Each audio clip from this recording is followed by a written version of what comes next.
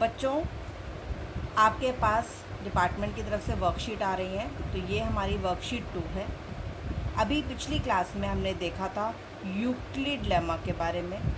अब इस क्लास में हम पढ़ेंगे प्राइम फैक्टराइजेशन यानी कि अभाज्य गुणनखंड विधि के बारे में।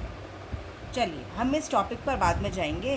पहले हम एक ट्री डायग्राम बनाते थे नंबर्स का। तो आज हम एक नंबर लेते हैं। पहले हम छोटे छोटे ट्री डायग्राम्स बनाते थे, जैसे कि हमने 16 लिया। अब 16 का ट्री डायग्राम हम कैसे बनाते थे? इस 2 का पहाड़ा करें तो 2 अट्ठे 16, फिर 8 को तोड़ें तो 2 चौक 8, 4 को तोड़ें तो 2 दूनी 4। तो हम 16 को कैसे लिख सकते थे?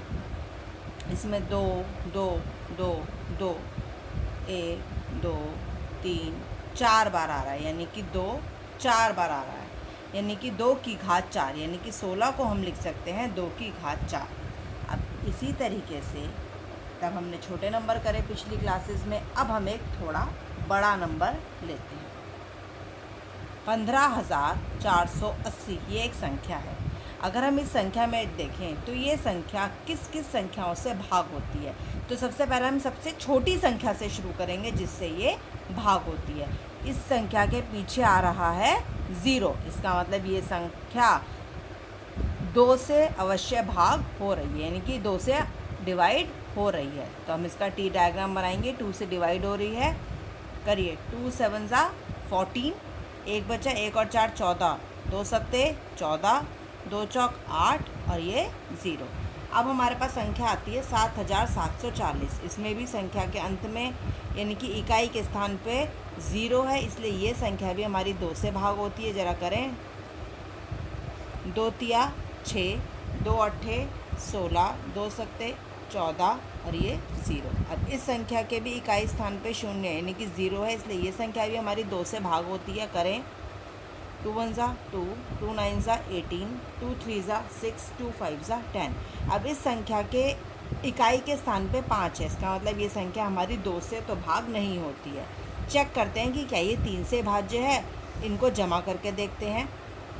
1 और 9 10, 10 और 3 13, 13 और 5 18, क्योंकि 18 3 से भाग हो जाता है। इसका मतलब ये संख्या भी हमारी 3 से भाग हो जाएगी।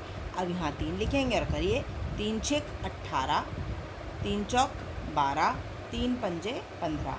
अब इसको भी देखें, इकाई के स्थान पे 5 होने के कारण ये संख्या हमारी 2 से तो विभाज्य नहीं है। 3 से देखें तो 6 और 4 10 और 5 15, 15 3 के पहाड़े में आता है। इसका मतलब ये नंबर भी हमारा 3 से डिवाइड होगा। करिए, 3 2 6, 3 1 3, 3 5 15।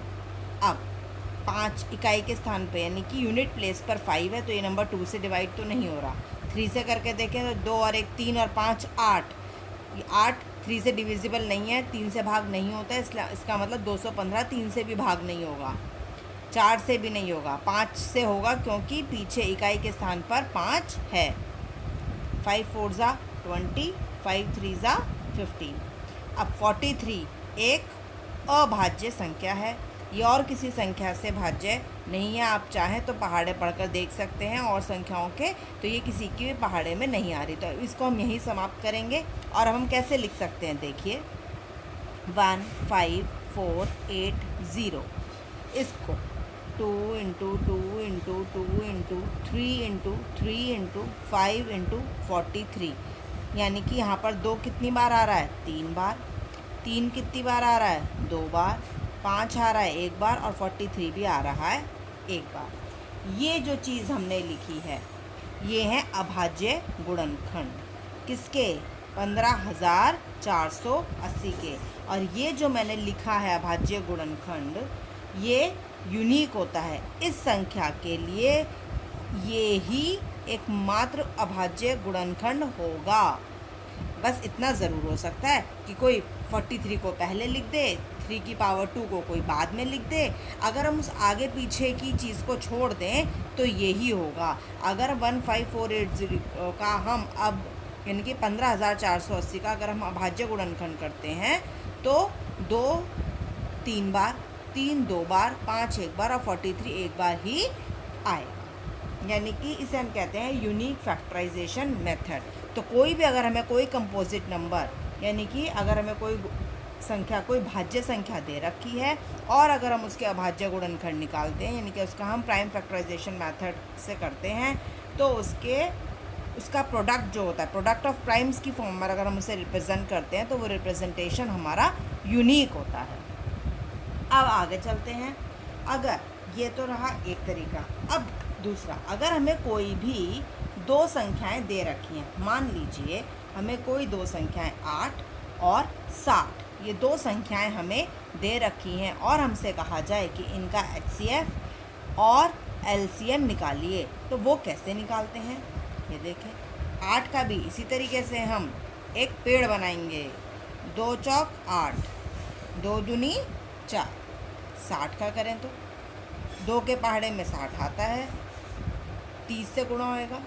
30 को भी करें तो 30 2 से विभाज्य है, 15 आएगा। 15 3 से विभाज्य है और 3 और 5 अपने अलावा और किसी संख्या से विभाज्य नहीं होते हैं, इसीलिए ये अभाज्य संख्याएं हैं, प्राइम नंबर्स हैं। अब इसको हम यहीं छोड़ देंगे। यदि हम लिखना चाहें इन्हें अभाज्य गुणनखंड के रूप में, तो 8 को कैसे लिखेंगे? 2 की घात 3। 60 को कैसे लिखेंगे? 2 की घात 2 गुणा 3 गुणा 5। अब यहीं से ये जो चीज़ हमारे पास आई है, इसी से हम बड़ी आसानी से HCF और LCM दोनों साथ साथ निकाल सकते हैं। HCF होता है महत्तम समापवर्तक, यानी कि हाईएस्ट कॉमन फैक्टर, और LCM होता है लघुत्तम समापवर्तक, यानी कि LCM, यानी कि लीस्ट कॉमन मल्टीपल। इस HCF में हम ये देखते हैं कौन सी चीज़ कॉमन है, जो कि दोनों में है। ज़रा इसमें ध्यान से देखें, 2 अभाज्य गुणनखंड 2 दोनों में आ रहा है, 3 नहीं है, 5 दोनों में नहीं है। तो इसका मतलब हमारा कंसंट्रेशन सिर्फ 2 पर रहेगा। और देखें, इसमें 2 कितनी बार आ रहा है? 3 बार। और इसमें 2 कितनी बार आ रहा है? 2 बार। तो यानी कि कॉमन, यानी कि कम बार किस में आ रहा है? 2 बार। तो HCF में आ गया 2 की घात 2। LCM में हम देखते हैं ज़्यादा से ज़्यादा चीज़ें, सब चीज़ें आ जाएं, तो कैसे देंगे? यहाँ 2 है लेकिन यहाँ 2 बार है, यहाँ 3 बार है, तो आप कौन सा लेंगे? ज़्यादा वाला। 3 इसमें नहीं है, इसमें है, आप इसको भी लिखें। 5 इसमें है, इसमें नहीं है, आप इसको भी लिखें। इसका मतलब ये होता है कि इसका सबसे छोटा जो मल्टीपल है, यानी कि वो ये है, यानी कि इस संख्या को हम इससे भी गुणा, इन दोनों संख्याओं से ऐसी कौन सी सबसे छोटी संख्या है जो गुणा हो सकती है? वो हमारी ये आती है।